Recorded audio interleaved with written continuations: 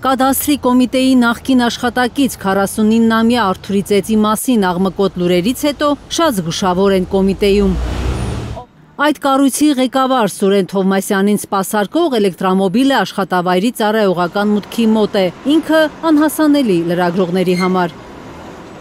Թովմասյանի հետ զրուցելու մեր առաջարկը կտրուկ մերժվում է։ Անվտանգության աշխատակիցն ասում է, պետը խորհրդակցությանն է։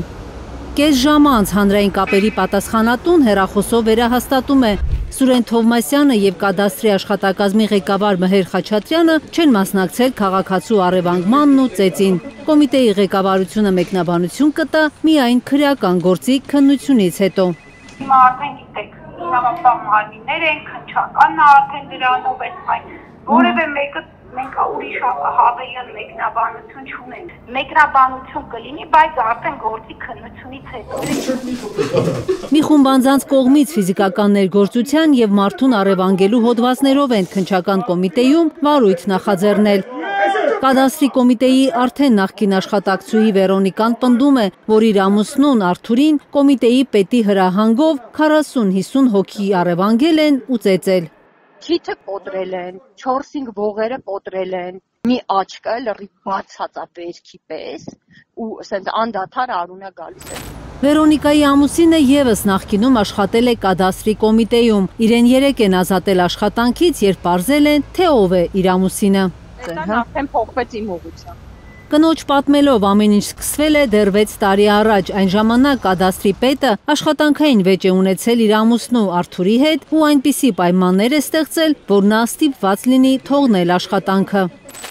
Ամուսինս պաշտպանել է իր աշխատակիցներին, սա սկսել է արայով, եսիմինչ ձևերով պատասխանը ստացել է։ Չհասկացա, եթե դու կոմիտեի ղեկավար ես, դու կարաս քեզ այտենց պահես, մենք խոստրուկներն ենք այստեղ։ Մի խոսքով ու տենց համակարգը սկսել է աշխատել ամուսնուց դեմ, քանի որ Սուրենի հրահանգումն է ստացել։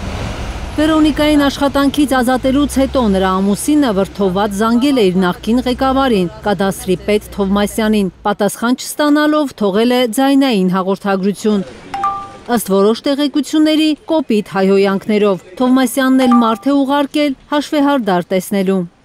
Հանցագործը պետք է պատժվի, իսկ հանցագործը Սուրեն Թովմասյան։ Ամուսինս ուզում էր ուրիշ ձևով, բայց ոչ, մենք ինչի պիտի հանցագործ դառնանք այդ տատանքների պատճառով։ Մենք ապրում ենք օրինապահ երկրում, որտեղ օրենքը գործում է, օրենքի առաջ տակ չունի դու մինիստրես, թե ինչ գրողի ցավ ես։ Հանցանք ես գործել, դու պիտի պատասխան տաս դրա համար։ Վերոնիկան հավատում է, որ շուտով Փաշինյանից մի SMS էլ կադաստրի կոմիտեի պետ Սուրեն Թովմասյանը կստանա եւ կլքի պաշտոնը։ Կարնե Մանգասարյան, Միլենա Պողոսյան եւ Նորայր Հակոբյան, Հայլուր։ Հայաստանում եւ աշխարհում տեղի ունեցող իրադարձությունների մասին առաջինը իմանալու համար բաժանորդագրվեք մեր ալիքին, սեղմեք զանգակը, որ բաց չթողնեք ամենակարևորը, ամենահրատապն ու հետաքրքիրը։